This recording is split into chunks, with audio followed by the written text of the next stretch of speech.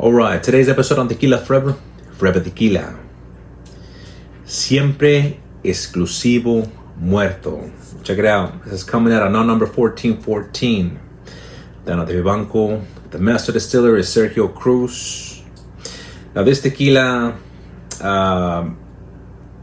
is the second edition, to the Exclusivo. I believe the first one was the Vivo. This is the Muerto. And I believe what they wanted to do with this tequila was the complete opposite from what they did with the Vivo. I'm not going to get into all that information. I'm going to read a little bit off the web, some information they got there, but it's kind of like a long process and there's like a lot of information. So I'm just going to do whatever they got here on the web, right? That's what I'm going to basically read off that. Meanwhile, this opens up a little bit. So it says here, introducing Siempre Exclusivo Muerto, the latest ultra limited release in the Siempre Exclusivo series, crafted for those who seek the extraordinary, like me. Co-founder Alex LaCroix and master tequilero Sergio Cruz of renowned Vivanco Familia Distillery number 1414 have pushed the boundaries of traditional tequila production, delivering an experience unlike anything seen in modern tequila. Muerto embarks on a world-class journey by allowing the yeast to die, evolve and rest over a 3-week afterlife, building complexity much like the malolactic fermentation found in the finest rums. The process is enhanced by Mozart method, playing classical music during fermentation, which helps deepen the connection between the agave and the yeast. And here it says 2 distinctive batches. So batch number 1 is agave from Puerta La Carreta fields, wild fermented for 28 days. And then batch number 2, agave from Capulín Verde, wild fermented with fibers for 32 days. And then these batches are combined at still strength, filtered through volcanic rocks, and bottled at a powerful 109 proof. So this is a high proof blanco. Without dilution, the result is a rich, bold tequila layered with complexity, perfect for aficionados who appreciate the raw and filtered expression of artisanal tequila. Now check this out, only 4,500 bottles made. Right, so only 4,500 bottles available, offering a rare chance to experience the afterlife tequila. So, very limited. They haven't really been difficult for me to find.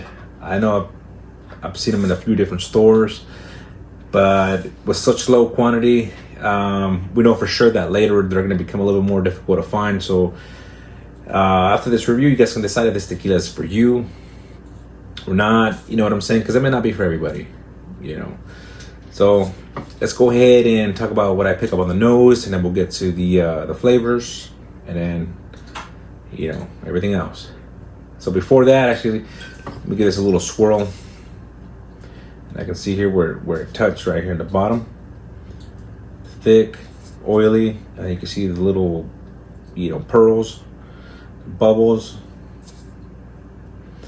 It's supposed to be a good thing, especially with the high proof tequilas. Anyways, let's see on the nose.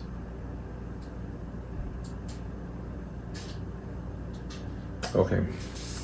On the nose on this tequila, what I'm picking up, it's nice cooked agave, cinnamon, a lot of citrusy notes.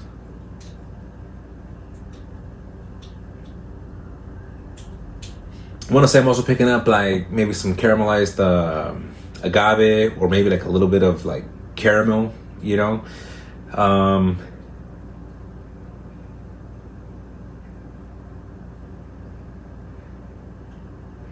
smells really nice. It smells really good. It's nothing crazy or complex or anything like that, It's quite simple, but it has a really nice aroma to it, I really do like the aromas on this. The little aromas that it has, it smells good.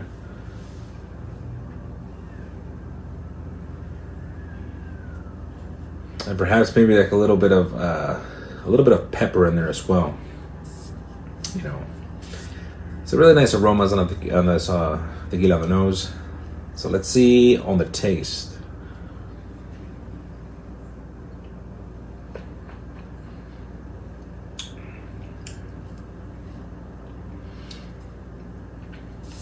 Really strong flavor.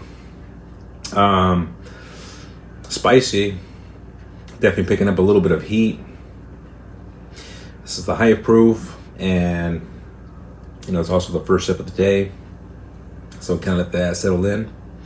But it's a really nice heat,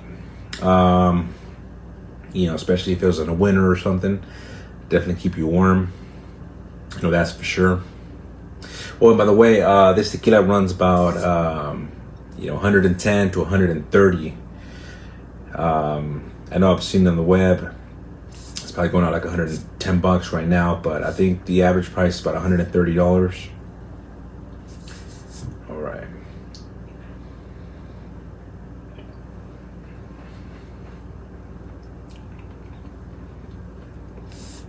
So it's like a silky, creamy, like buttery type mouthfeel to it. Spicy. I'm gonna say I get probably like a little bit of like I'm gonna say maybe like a jalapeno, or maybe like some bell peppers. You know what I mean? I'm gonna get that a little bit, like maybe some like sweet bell peppers in there.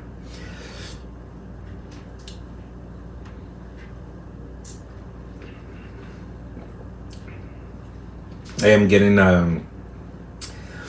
like a little bit of like a sour, citrusy, type of flavor.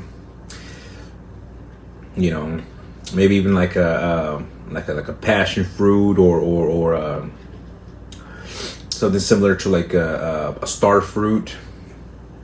There's like a star fruit. When it's starting to get a little bit ripe, kind of picking up something like that.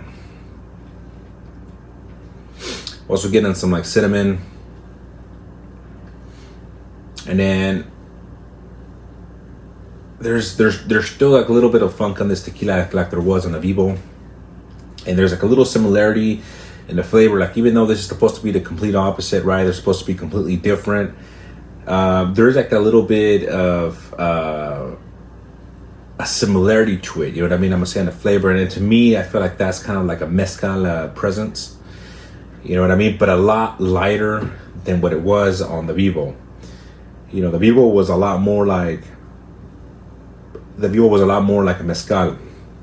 And it was like very, very smoky, if I remember correctly. I think it was like smoky, and it was just a lot more like a mezcal than a tequila. But this one, you do taste the agave. There is like citrus taste. You know what I mean? You're also picking up like a little bit of cinnamon. And right now I'm just getting like a little bit of maybe bitterness on it towards the finish. But it tastes good. It's a very creamy, buttery tequila. But that taste, that I'm getting is different. You know what I mean? It's different. I feel like I've picked it up with, very little limited tequilas that I've tried. You know what I'm saying? Like, I think one of them, like, that had a little bit of that flavor was one of the batches that I had from Caballito Cerrero. And that was the Azul, by the way. The Vivo, and then this one. There's just like a little bit of this type of mezcal present. But it's very light, and it's also like sweet. You know what I mean? Like, it's a little bit sweet, and it's good. I think this one's a lot better balanced than that the Vivo was. Let's see.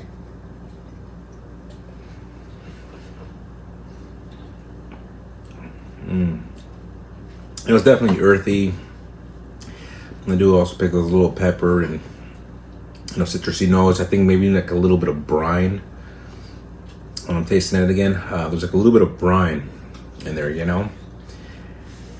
I think it's good. I mean, personally, I like it. And the thing is, when it comes to this tequila, when it comes to recommending it, I'm not going to recommend it to everybody. If you're new to tequila, I don't think this is going to be for you, especially if you're not used to like high proof blancos. If you don't like mezcal, you might not like these.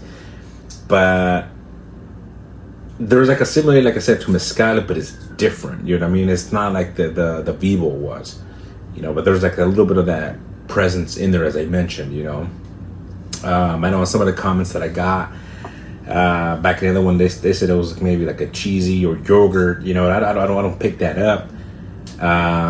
But maybe that little mezcal flavor that I'm picking up, you know, because I've tried a few different mezcales.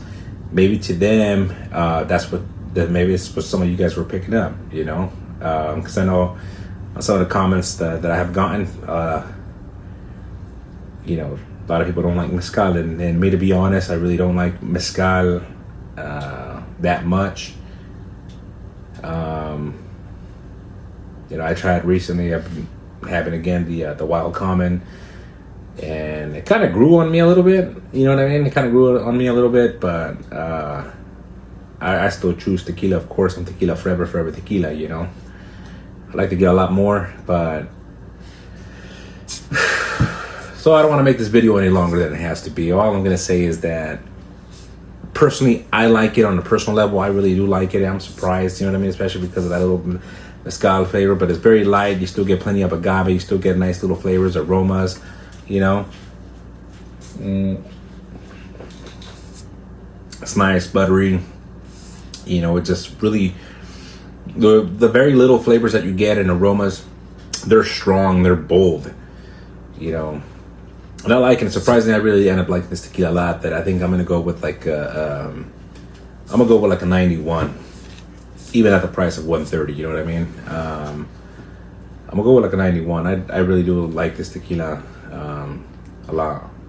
I do like it a lot. You know, and I recommend it if you know, perhaps you like mezcal, high proof blancos. I think that this will be a very good tequila for you. You know what I'm saying? If you didn't like the Vivo at all, then probably stay away from this. But if you thought maybe it was okay, if you liked it, I think you're gonna like this one a lot more. I think you're gonna like this one. It's different.